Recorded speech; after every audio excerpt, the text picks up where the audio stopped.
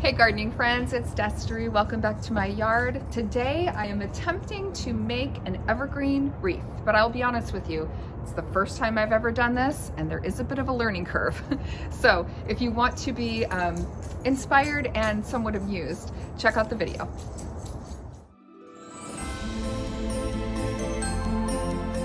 So I have always wanted to make an evergreen wreath. I purchase an evergreen wreath every year because we have imitation trees or fake trees. I miss the smell. I miss the real, feeling of the pine needles and things like that. So I went out yesterday on a little hike with my husband and my dogs, and I collected some evergreens. I mean, I live in Oregon. It doesn't take much to go out into nature and find some of these ingredients for a wreath like this. So the crows, can you hear the crows? Anyway, we had a nice walk. I got a lot of things. So let me show you some of the different ingredients that I got for wreath making today. Okay, so here are my ingredients. So here I have Doug fir, I have some pine, I've got some cedar, this is cedar, and I have some spruce. I think that's correct. I'm pretty sure. I double checked with my gardener husband on that to make sure I had the right names for the right things. There goes Milo.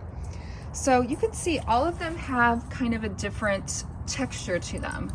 And a slightly different coloring too.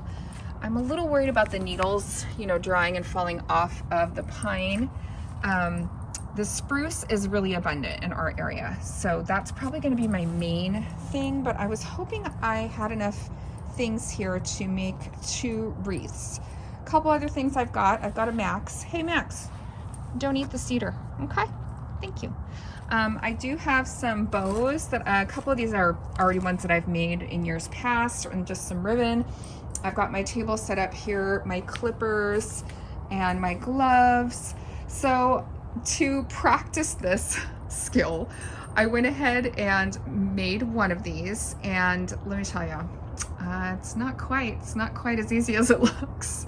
So a couple things. I do have this paddle wire, which I'm using to wrap, but I think that the whole thing is a little unruly, and I think the reason is I think the branches that I'm starting with are a little bit too long, so they're kind of like flopping a little bit. So I think what I'm going to do is undo this wreath, undo the paddle wire, which is going to be kind of a pain, and then I'm going to clip the branches a little bit shorter. What I am doing is I'm stacking 3 branches of the Doug fir and then one of the cedar, no, not the cedar, the spruce up on top, because I just love that soft spruce. But I think I'm going to go ahead and give this attempt number 2. In fact, I have another wreath form. I might just leave this one as is and go ahead and try another one, but I knew it would take a couple tries to get it right, because honestly, I've never done this before. So tell me in the comments, have you done wreath making? I was actually inspired to do this by my friend Tiana, who makes a wreath every year, and she makes it look so easy. So here we are trying to make this happen today. So I'm gonna go ahead and give it attempt number 2, but I am excited to see if I can make this look a little bit more like the ones that I've purchased in the past. And so I'm gonna try it again. Here.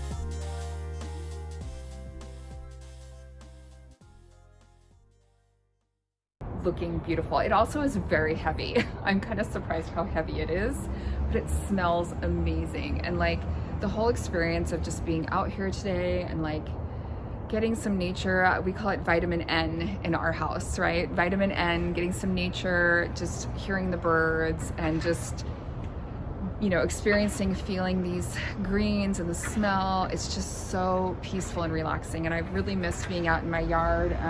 You know, it's harder this time of year to get outdoors, so I'm really enjoying myself, and I think that's the best part of this project so far. Yeah, I have to take a quick break because I have to go pick up my kids, but then I'm going to come back and try to finish this up, get a bow on it, and hopefully I won't lose too much light because it does get dark here at like 4 o'clock sometimes, or, you know, sooner. It's kind of a nice day today. So anyway, yeah, I'm just so happy with the way it's turning out. So tell me in the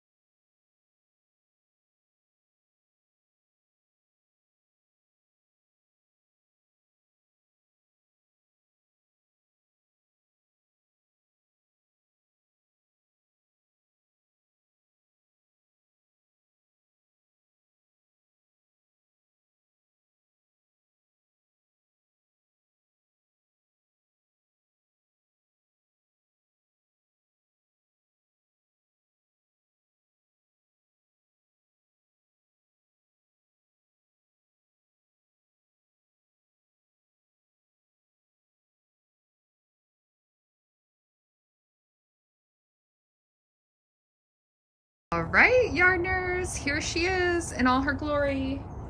I don't know why she's a she, but she is. I am so happy with how this turned out. It's so beautiful. I did go back through and tucked in just a few, you know, areas where there was like a couple little, I don't know, not dense spots. I just kind of tucked some stuff in, and my bow's nothing fabulous. I just had it from last year, and I think I watched a tutorial on how to make a bow, and this was my version, which, you know, is not professional, but you know what? It still dressed it up a little bit, and I just love it so much. So I'm gonna go hang it above my hearth, and then I will show you the final reveal, the final product. And then meanwhile, check out what I got going on here. So another tip I have for you is give yourself some room to make a huge mess. So yeah. But it was really fun, and I still have quite a few greens, so I think I'm going to try to make one more arrangement out of them. More on that to come in the next video.